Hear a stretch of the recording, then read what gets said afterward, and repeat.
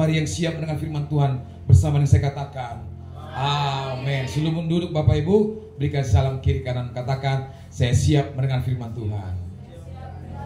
Haleluya. Ya, harus siap mendengar firman Tuhan. Saudara yang dikasih Tuhan, apa kabar? Sekali lagi, apa kabar? Semuanya baik-baik saja? Ya, semuanya baik-baik. Amin. Nampak dari wajah saudara, saudara semuanya dalam keadaan baik-baik saja. Dan saya percaya anugerah Tuhan, berkat Tuhan akan terus Tuhan limpahkan bagi kita kalau kita mengasihi Tuhan. Yang setuju katakan amin.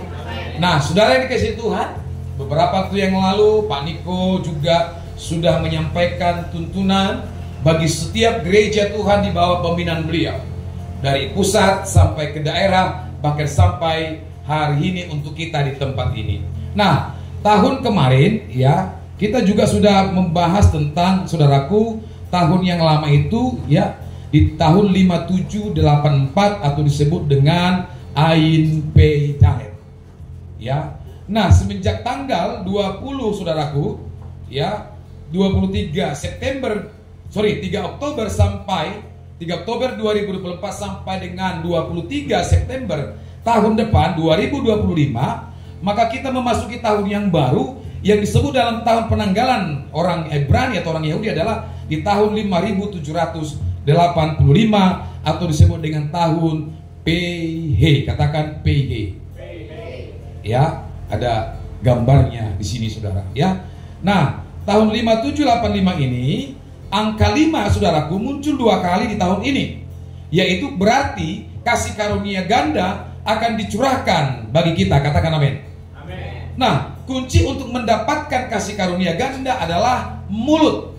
Ya, ingat bahwa kita masih berada di dekade P, di mana kita diingatkan tentang peranan mulut, termasuk ucapan lidah kita, termasuk juga apa yang kita ketik di gadget kita masing-masing.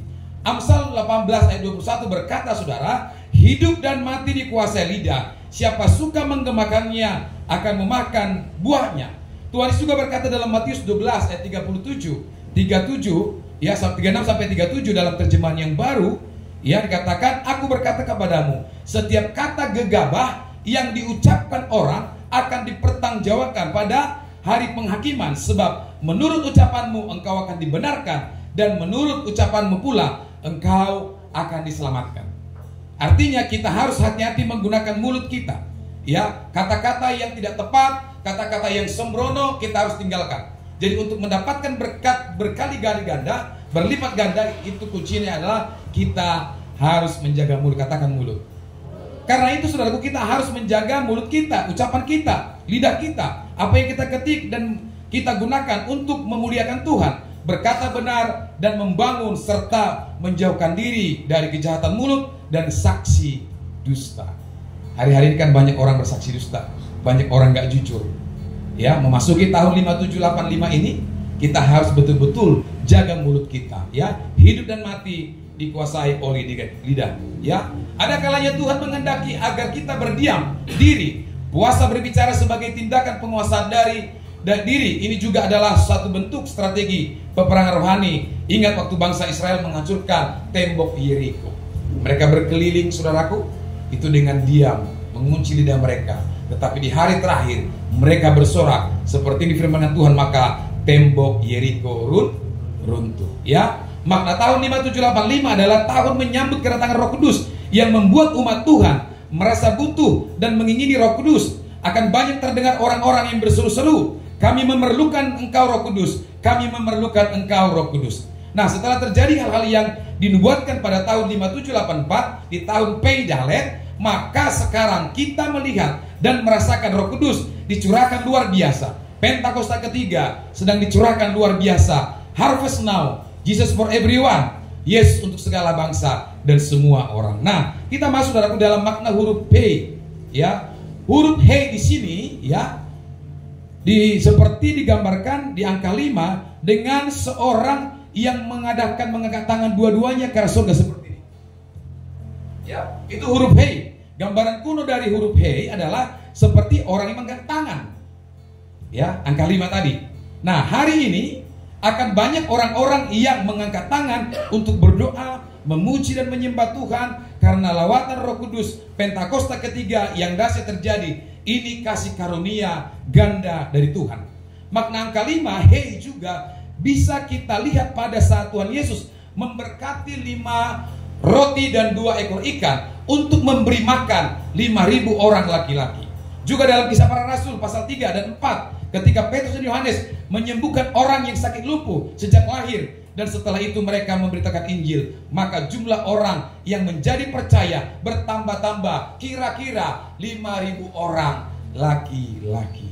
Amin. Angka 5 berbicara angka ganda, angka yang diberkati Tuhan. Nah, angka 5.000 ini berbicara tentang penuaian jiwa yang besar, penuaian jiwa yang terbesar dan terakhir sedang terjadi. Mereka sedang melihat tanda dan mukjizat yang luar biasa. Pada saat Roh Kudus dicurahkan, maka akan terjadi seperti yang dituliskan dalam Yesaya pasal 32 ayat 15 sampai 17. Terjemahan baru yang pertama berkata, sampai dicurahkan kepada kita Roh yang dari atas, maka padang gurun akan menjadi kebun buah-buahan, dan kebun buah-buahan akan dianggap hutan. Di padang gurun selalu akan berlaku keadilan, dan di kebun buah-buahan akan tetap ada kebenaran.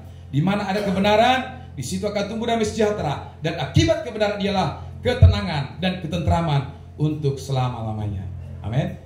Keadilan itu hanya terjadi di padang gurun. Keadilan itu hanya terjadi di masa penderitaan, tetapi di kebun Tuhan kita akan berbuah-buah. Nah, sebelum Roh Kudus dicurahkan, saudaraku, dalam hidup kita, sebelum kita dipenuhi Roh Kudus, maka kita diibaratkan sebagai padang gurun. Keadilan akan tinggal di padang gurun. Jadi yang tumbuh selalu keadilan, itu adalah selalu keadilan. Mata ganti mata, gigi ganti gigi. Amin. Jadi jangan tuntut keadilan. Coba kita lihat hari-hari ini, orang kan banyak nuntut. Kenapa sih bisa? Saya gak bisa. Ini kok gak adil? Kan begitu. Tetapi dalam Tuhan itu, saudaraku, tidak ada. Nah, yang kedua, makna huruf hei seperti pada gambar ini adalah bahwa celah jendela yang terbentuk dari huruf hei ini merupakan gambaran celah menjadi mulut yang menghembuskan rohnya, ya. Ini saya baca Bapak Ibu dari tuntunan Pak Niko. Nah, nama Abraham berubah menjadi Abraham karena ditambah dengan huruf hei yang artinya Abraham menjadi Abraham karena ada hembusan Roh Kudus, ada pewahyuan. Nah, pesan Tuhan dalam tahun 5785 adalah yang pertama, ya ini penekanannya, berbahasa roh atau berbahasa lidah. Ya. 1 Korintus 14 ayat 14 sampai 15. Dikatakan, sebab jika aku berdoa dalam bahasa lidah, roh pula yang berdoa, tetapi akal budiku tidak menghasilkan apa-apa. Jadi apakah yang harus kuperbuat? Aku akan berdoa dengan rohku, tetapi aku akan berdoa juga dengan akal budiku dan yang lain-lain. Nah, kemudian dikatakan juga dalam 1 Korintus 14 ayat 18. Coba 1 Korintus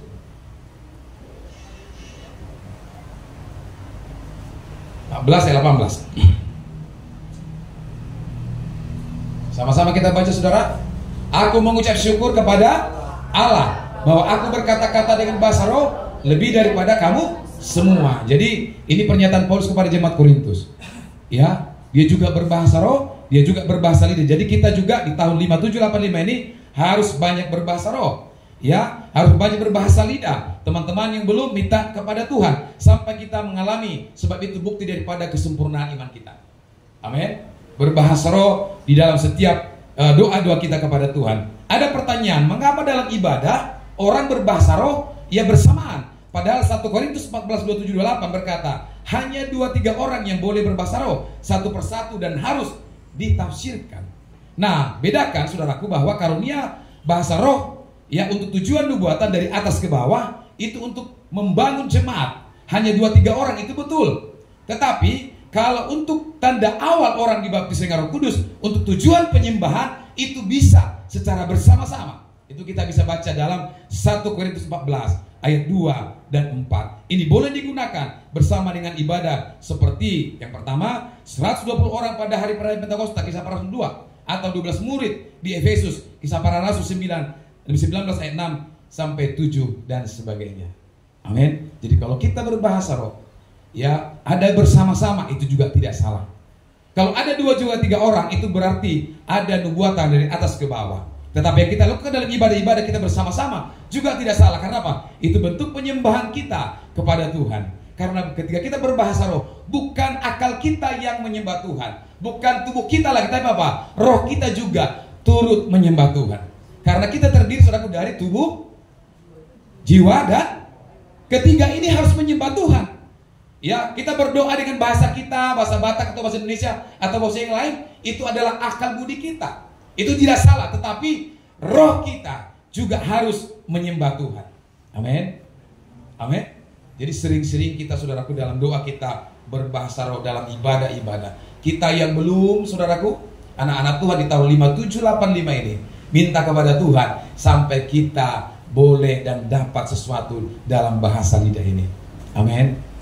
Amin. Kita lihat Pak Niko juga melakukan bahasa lidah. Setiap penyembahannya, setiap doa-doanya, pembina kita juga mendoakan, ya, berdoa dengan cara berbahasa lidah, berglosalia, sehingga apa? Banyak juga orang yang datang menyembah Tuhan. Amin. Nah, yang kedua di tahun 5785 penekanannya adalah memuliakan Tuhan dengan harta kita. Ya. Nah, memasuki tahun 5785 yang merupakan tahun pencurahan Roh Kudus dan tahun kasih karunia ganda, kita juga harus memandang harta kekayaan yang Tuhan berikan kepada kita dengan hati-hati agar kita dapat menyenangkan hatinya Tuhan. Amin. Memuliakan Tuhan dengan harta.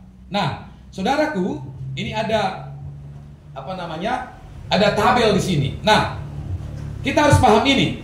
Yang pertama, prinsip, ya, ada prinsip tentang sesuatu dengan pandangan teologi kemiskinan.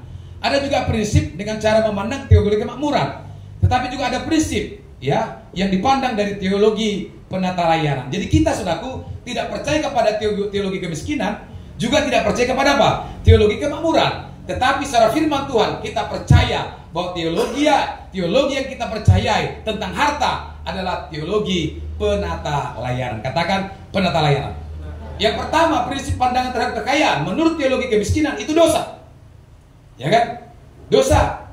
Nah, menurut teologi kemakmuran itu kebenaran. Makanya kalau dibilang ikut Tuhan, maka menjadi kaya raya. Itu menurut teologi kemakmuran. Kalau prinsip terhadap kekayaan ada orang miskin, ya, karena dosa, itu teologi kemiskinan. Itu salah. Nah, menurut Alkitab bahwa pandangan terhadap kekayaan adalah tanggung jawab. Katakan tanggung jawab. Jadi kalau Tuhan kasih saya harta, kasih saudara harta, itu adalah tanggung jawab yang saudara terima dan saudara harus bertanggungjawabkan kembali kepada Dia yang memberi. Yang kedua, prinsip tentang bekerja. Saya bekerja. Kalau menurut teologi kemiskinan, sekedar memenuhi kebutuhan. Yang penting makanlah. Ya, besok ada, ya syukurlah. Ya. Tetapi teologi kemakmuran juga memandang bekerja itu untuk menjadi kaya. Ya kan? Ini juga prinsip yang salah. Tetapi dalam teologi penata layanan yang selaras dengan firman Tuhan, karena apa? GBI juga sekarang ini banyak merilis pengajaran-pengajaran yang sesat. Teologi-teologi yang tidak sesuai kepada firman Tuhan. Kita bersyukur, ya, dirilis semua yang tidak sesuai. Nah, menurut teologi penata layanan, saya bekerja untuk apa? Melayani Tuhan. Ya. Jadi kita bekerja di perusahaan manapun, di stasi manapun, saudara harus bekerja seperti untuk Tuhan. Itu kalau saya katakan. Amin. Saya bekerja di perusahaan saya, harus saya bekerja seperti untuk Tuhan. Jadi bekerja itu juga adalah melayani Tuhan. Dulu ini tidak dipandang orang. Kalau orang sudah dijadwal dalam pelayanan, kemudian kerja, orang akan sering judgment. Ya, masa hamba Tuhan kerja hari Minggu? Masa. Nah, menurut Alkitab bahwa bekerja itu juga adalah melayani Tuhan. Itu teologi penata layanan. Yang kedua, prinsipnya kedua tentang orang berdosa. Menurut teologi kemiskinan, ya, bahwa orang yang berdosa itu adalah orang kaya. Tetapi sebaliknya, menurut teologi kemakmuran, mereka berkata bahwa orang yang berdosa itu adalah orang miskin. Ya kan? Kampung saya dulu, kenapa ada orang miskin? Datang beberapa orang hamba Tuhan yang mungkin masih belum dewasa. Mereka bilang, pantas kau miskin, kau tidak mengasihi Tuhan. Pantas kau miskin, kau berbuat dosa. Ya, itu menurut teologi kemakmuran. Tapi menurut teologi kemiskinan, orang kaya itu banyak dosanya. Iya kan? Tetapi menurut teologi penata layanan yang berdasarkan firman Tuhan bahwa orang berdosa itu adalah orang yang tidak setia. Amin. Jadi saudara dan saya harus setia.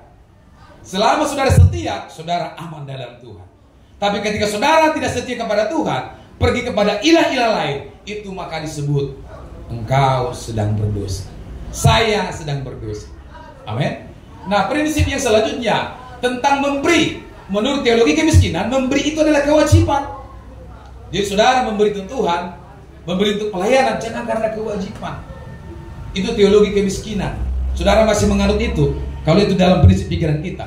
Tetapi dalam teologi kemakmuran dikatakan bahwa kita memberi itu untuk mendapatkan sesuatu. Makanya ketika gereja, ya, ketika hamba Tuhan sering berkata, berilah untuk Tuhan, maka kau akan dilimpahi berkat 30, 60, 100. Itu teologi kemakmuran. Hati-hati. Ya, itu salah. Tetapi menurut teologi penata layanan, saya memberi sesuatu untuk Tuhan, persembahan untuk siapapun, harus didasari karena mengasihi Tuhan. Amin. Saudara jangan memberikan persembahan kalau saudara tidak didasari kasih Tuhan. Saudara jangan datang ke gereja ini kalau saudara tidak didasari kasih Tuhan. Harus mengasihi Tuhan, itu dasar daripada kita memberi. Ya, supaya mencari berkat. Jadi bukan kita memberi persembahan persepuluhan, persembahan ucapan syukur, persembahan yang lain. Jangan karena kewajiban. Jangan memberi kepada Tuhan sesuatu karena apa? Untuk mendapatkan sesuatu. Ya, aku gereja lah, nanti aku berikan persepuluh sampai apa? Supaya aku Tuhan pelihara, nggak kecelakaan, nggak sakit, enggak. Tapi kita memberi itu karena kita mengasihi Tuhan. Amin. Amin. Nah, yang terakhir, prinsip dalam hal pemakaian uang. Menurut teologi kemiskinan disebut apa? Diliputi rasa takut dan terpaksa. Ya, masih ada di sini. Kita memakai uang itu ada diliputi rasa takut dan terpaksa. Nah, menurut teologi kemakmuran, tidak hati-hati dan konsumtif boros. Ya, itu orang yang dalam hal pemakaian uang. Tetapi dalam teologi penata layanan, berdoa dan bertanggung jawab. Amin. Ya, jadi prinsip-prinsip ini harus selaras dengan teologi penata layanan. Nah, dari tabel tersebut di atas, saudaraku, maka ada beberapa hal yang harus kita perhatikan. Yang pertama, Amsal 28 ayat 20. Dikatakan di sana, orang yang dapat dipercaya mendapat banyak berkat, tetapi orang yang ingin cepat kaya tidak akan luput dari hukuman. Ya, orang yang ingin cepat kaya tidak luput dari hukuman. 1 Timotius 6 ayat 9 sampai 10. Paulus berkata kepada Timotius, namun mereka yang ingin kaya terjatuh di dalam pencobaan, ke dalam jerat dan ke dalam berbagai nafsu yang hampa dan mencelakakan, yang menenggelamkan manusia ke dalam keruntuhan dan kebinasaan. Sebab akar segala kejahatan ialah cinta uang, dan karena memburu uang, ya, beberapa orang telah menyimpang dari iman dan menyiksa dirinya dengan berbagai duka. Perhatikan, banyak juga kan orang Kristen kena tangkap KPK. Ya, jadi jangan pingin cepat kaya, saudara. Ya, amin. Kaya itu nggak salah, tapi bagaimana kita menjadi kaya itu diperhatikan Tuhan. Nah, Matius 19 ayat 16 sampai 26. Ini kisah seorang pemuda yang kaya datang kepada Tuhan Yesus dan dia berkata, "Guru, ya, perbuatan baik apa saja yang aku berbuat untuk memperoleh hidup kekal?"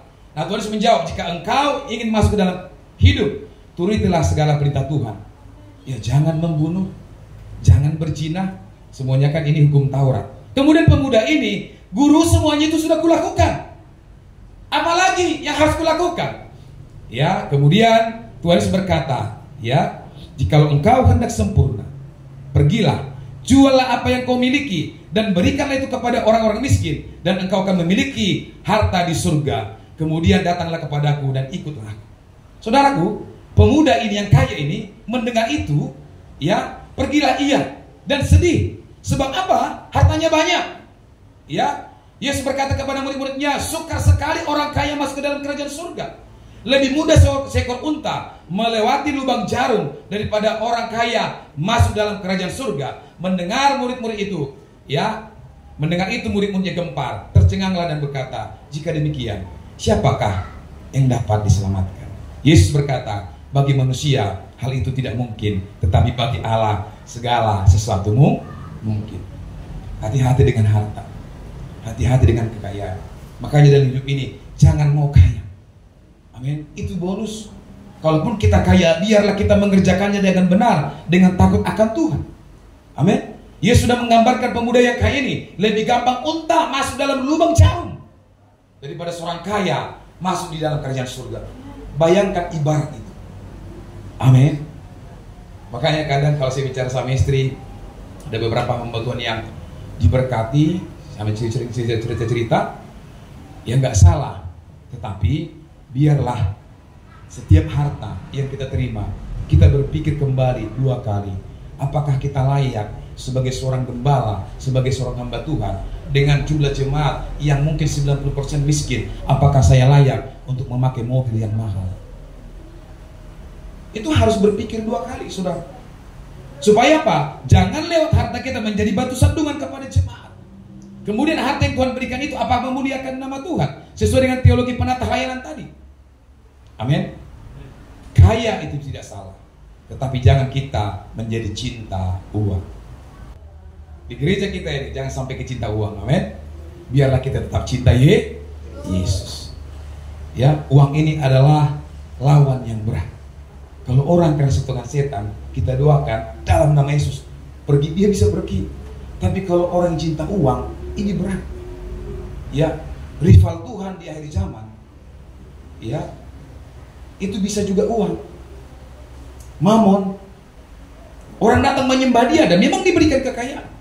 Saudara kalau pergi ke Jawa, ke Gunung Kawi, saudara bisa kaya. Ya, tetapi jangan mau kaya karena menyembah ilah-ilah lain. Biarlah kita kaya karena anugerah Tuhan dan selaras dengan kebenaran firman Tuhan. Mazmur 62 ayat 11b, terjemahan baru 2 berkata, apabila harta makin bertambah, janganlah hatimu melekat padanya. Amin. Apabila hartamu makin bertambah, apabila hartaku makin bertambah, janganlah hatiku dan hatimu melekat kepadanya. Walaupun saudara dan saudari berkat Tuhan berlimpah-limpah, tetaplah hatiku dan hatimu melekat kepada dia. Amin. Ya, 1 Timotius 6 ayat 17 dan 19 berkata, peringatkanlah, kata Paulus kepada Timotius, orang-orang yang kaya di dunia ini, agar mereka jangan tinggi hati dan jangan berharap pada sesuatu yang tak tentu seperti kekayaan, melainkan pada Allah yang dalam kekayaannya memberikan kepada kita segala sesuatu untuk dinikmati. Ya, peringatkanlah, kata Paulus kepada Timotius, peringatkanlah agar mereka itu berbuat baik, menjadi kaya dalam perbuatan baik, suka memberi dan membagi. Amin ya. Ya, semalam juga sampaikan dalam 2 pelayan. Ya, suka memberi dan membagi. Dengan demikian mereka mengumpulkan suatu harta sebagai dasar yang baik bagi dirinya di waktu yang akan datang untuk mencapai hidup yang sebenarnya. Amin.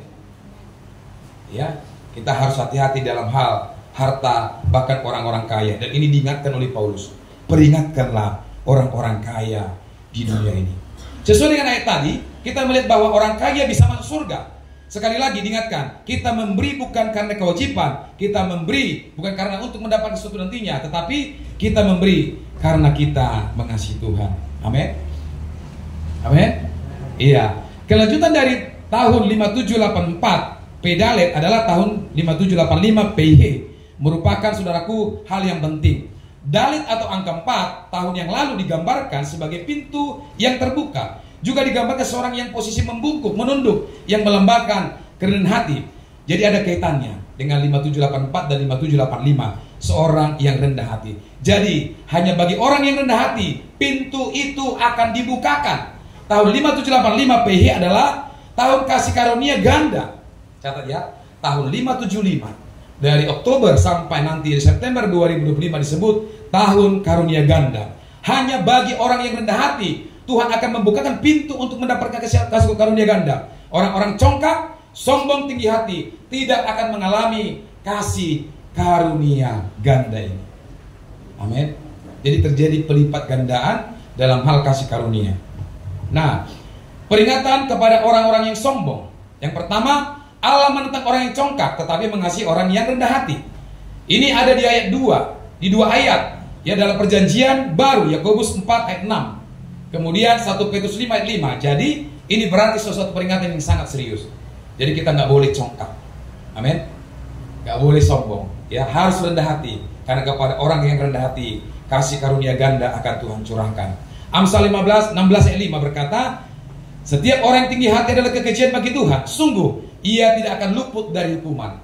Kemudian Amsal 16 ayat 18 berkata, kecongkakan mendahului kehancuran dan tinggi hati mendahului kejatuhan. Amin.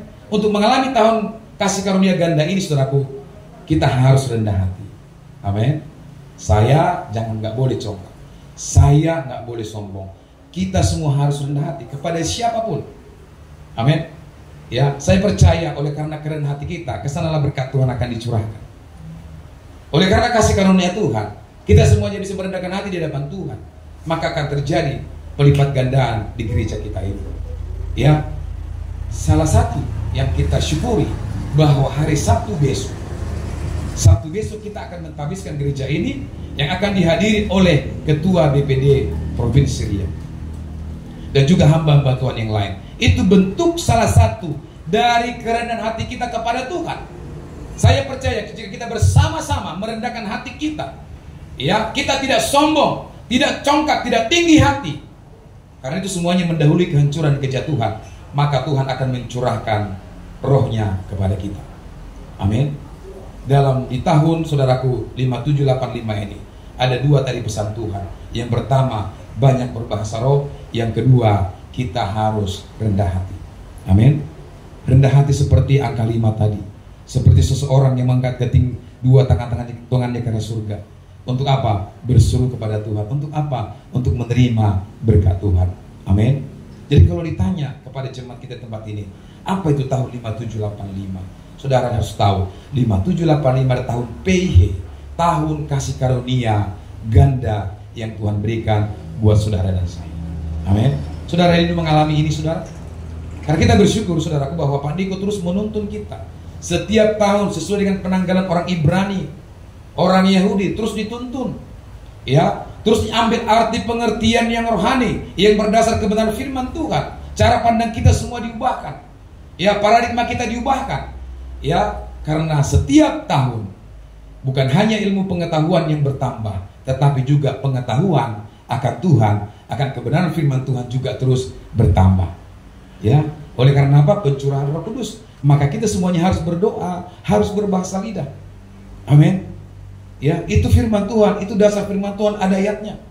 Jadi saudara yang belum, mari fokus kepada Tuhan. Kita rindukan sampai kita mendapatkannya. Amin. Ya, sampai kita mendapatkannya. Saya percaya ketika Roh Kudus, kita berbahasa roh, kita berbahasa lidah, kita bernubuat, kita berkata-kata dalam bahasa yang baru, kita mengimpartasikan kuasa Allah, kita percaya hidup kita akan diberkati, gereja kita akan diberkati, kota kita akan diberkati, bahkan bangsa kita juga pasti akan diberkati oleh Tuhan. Amin. Kalau saudara bingung, engkau minta kepada Tuhan, Roh Kudus, aku tidak ngerti. Ya, Roh Kudus bertahun-tahun aku minta kok Tuhan berikan. Saya yakin kalau hati kita ini punya kerinduan, itu Tuhan berikan. Amin. Yang belum berbahasa lidah, rindukan ini. Amin.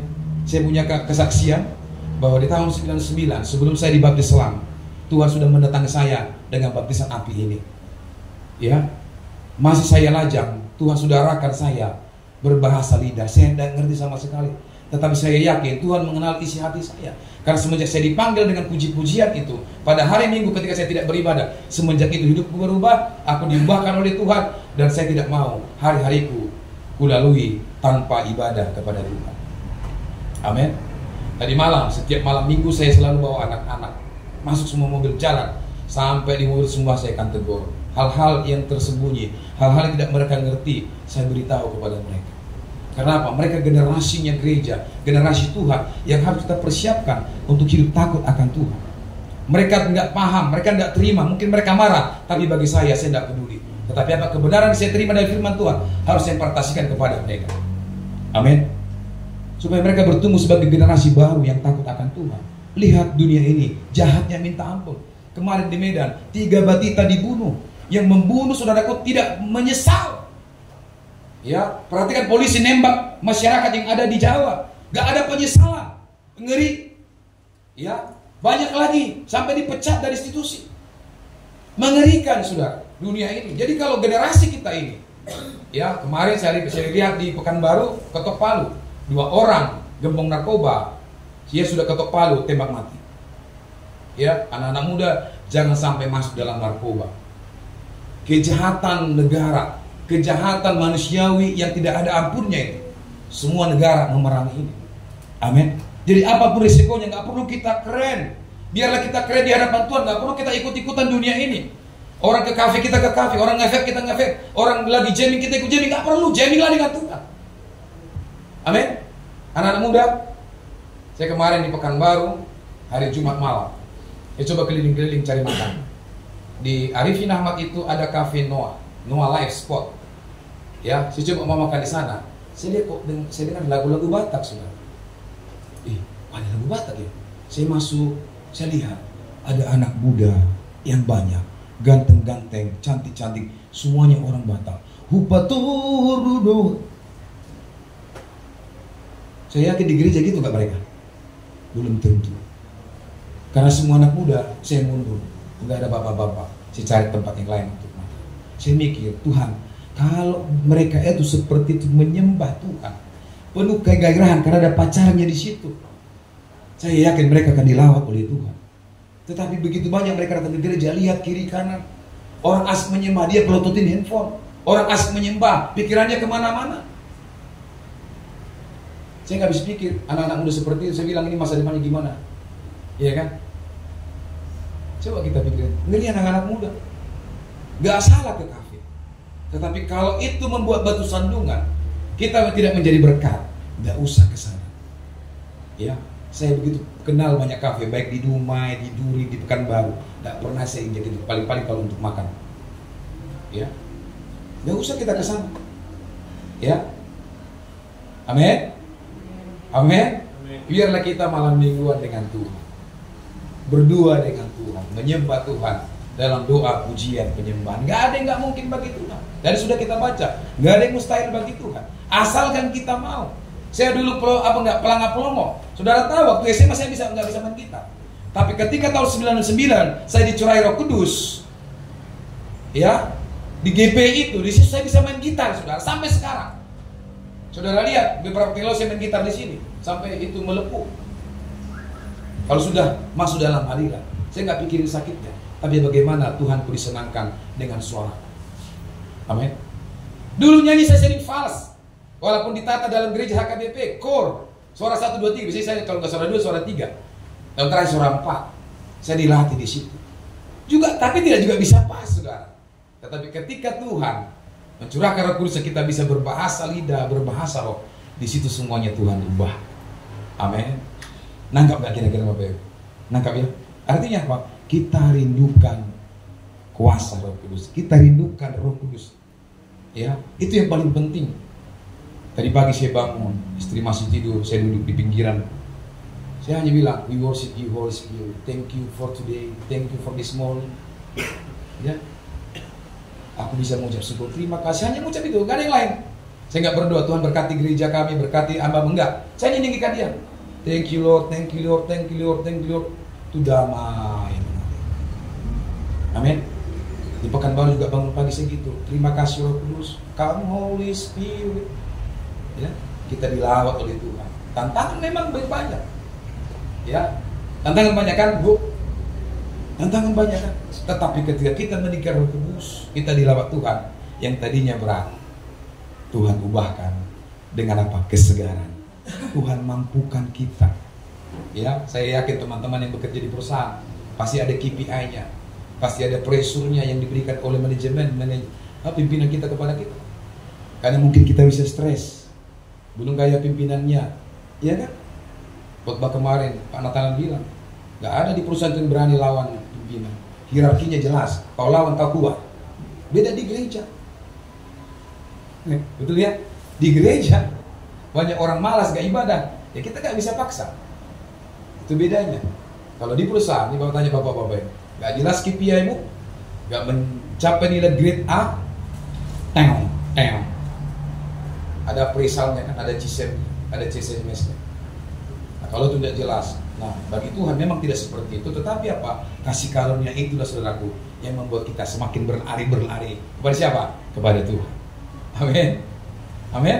Jadi konsep kita diubah, paradigma kita diubah. Jadi kita saudaraku mari tetap rendah hati, percayakan dalam hidup kita kuasa Roh Kudus. Saya rindu Bapak Ibu, Sabtu besok tanggal 21 jam 9 pagi sudah ada di tempat ini. Yang hadir saat ini harus datang semuanya. Amin. Malamnya kita akan Natal. Ya, perayaan Natal di tempat ini semuanya datang. Nanti kita akan buat tenda di depan. Ya, kita bersyukur dan kita nanti akan makan bersama. Yang suka PPK nanti makan banyak.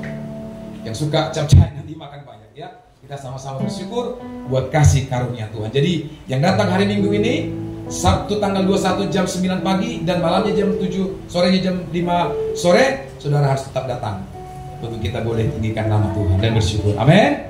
Haleluya. Bangkit berdiri bersama dengan saya.